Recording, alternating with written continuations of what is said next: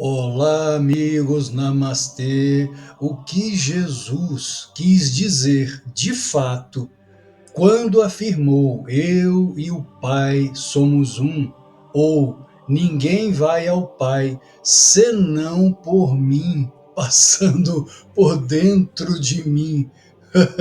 O que ele quis dizer com isso? Dentro de uma visão materialista, teríamos que passar por dentro dele, não. Ele estava falando em termos de consciência. Inclusive aquela outra passagem, quando ele afirma: se não comeres de minha carne, não vereis o reino dos céus. Os fariseus ficaram escandalizados por todas essas palavras de Jesus. Um indiano compreenderia perfeitamente, o yogi compreenderia perfeitamente, porque ele falava em termos iógicos. Ele falava em termos de consciência. Comer de minha carne, beber de meu sangue, significa comer, entre aspas, absorver a consciência crística. Isso é totalmente inteligível para um yogi. Mas observem a frase em João capítulo 6, versículos de 53 a 58. Se vocês não comerem a carne do Filho do Homem e não beberem o seu sangue, não terão vida em si mesmos. Isso é psicologia, ele está falando em termos de consciência. O si mesmo, inclusive, no Jnana Yoga, no Advaita Vedanta, é o Atma, é a alma. Si mesmo é o self, é a alma, é o Atma, é o si mesmo. Quem é um estudioso do Advaita Vedanta, do Jnana Yoga, sabe perfeitamente o que ele está dizendo. É o mesmo Tatavan Asi, ou seja, tu és isto, a alma, o Atma. Estude Adi Shankaracharya, inclusive convido-os mais uma vez para o nosso curso de Jnana Yoga, um introdutório, um mini curso que ocorrerá sábado agora, das 9h30 da manhã às 17 horas, online. Porque em verdade, Jesus afrontou aos judeus ortodoxos. Ele afrontou aqueles de visão curta que eram incapazes de enxergar, de compreender o que ele falava sobre consciência. Naquela época não havia psicologia como nós temos nos dias atuais.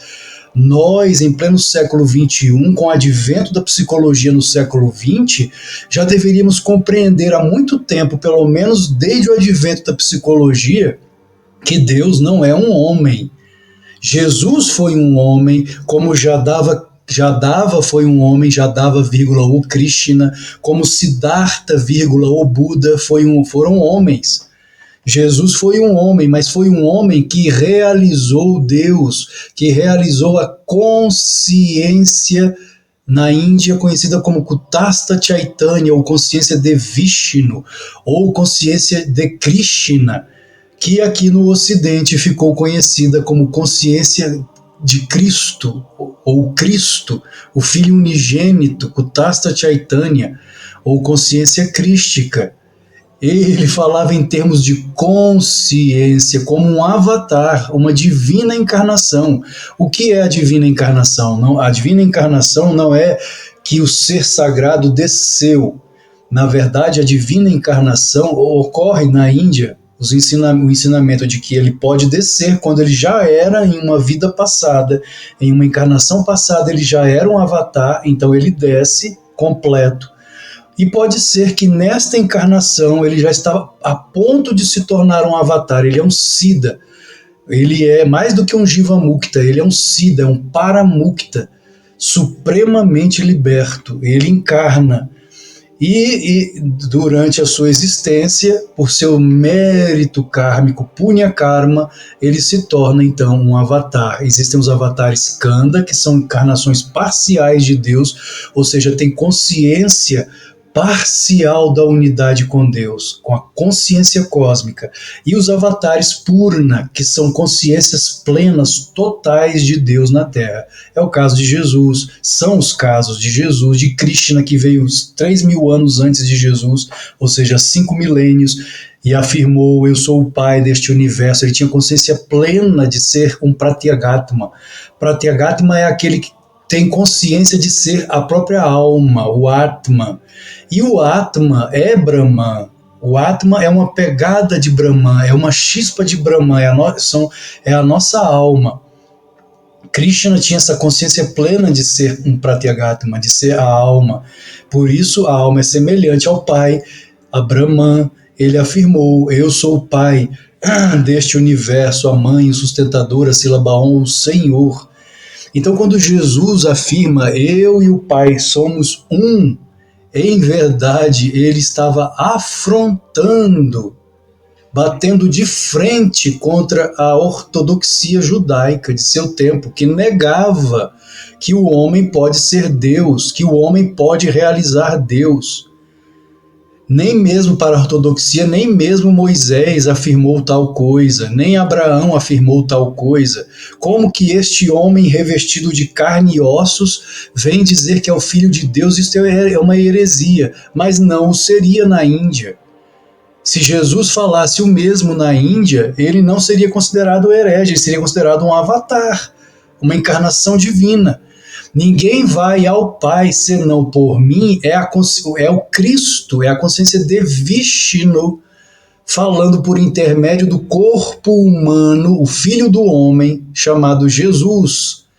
Ninguém vai à consciência cósmica, Nirvikalpa Samadhi, se não passar primeiro pelo Savikalpa Samadhi, que é a consciência de Vishnu, a consciência do Filho. A consciência cósmica é Brahman, Nirvikalpa Samadhi. A consciência do Filho é Savikalpa Samadhi, Kutastha Chaitanya. Então, quando ele diz eu e o Pai somos um, ele estava em verdade batendo de frente contra a ortodoxia. Vocês dizem que não podem ser unos com o Pai, pois eu sou.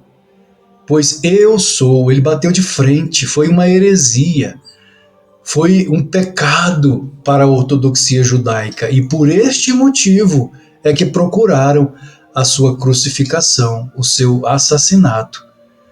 Mas quando ele afirmou, eu e o Pai somos um, ele fez uma afirmação que vem de Aham Brahmasmi, que vem do Jnana Yoga, que vem do Advaita Vedanta, a união do pequeno eu com o eu maior, a própria etimologia da palavra yoga, união do pequeno eu com o eu maior. Eu e o Pai somos um. Eu quer dizer o ego, em união com a consciência cósmica dentro de mim. Esse é o verdadeiro significado de eu e o Pai. Somos um, uma encarnação divina, a encarnação do Verbo, como Krishna, como Buda e todos nós também. A diferença é que nós estamos adormecidos. O próprio significado da palavra Buda significa o desperto. No Evangelho Apócrifo de Tomé, Jesus é chamado de o vivo. Buda é o desperto, Jesus é o vivo. São sinônimos, possuem significados semelhantes. O desperto em Deus, aquele que despertou no Nirvana, o Buda, e aquele que está vivo, ou seja, a mesma coisa, está desperto, vivo em Deus. Namastê.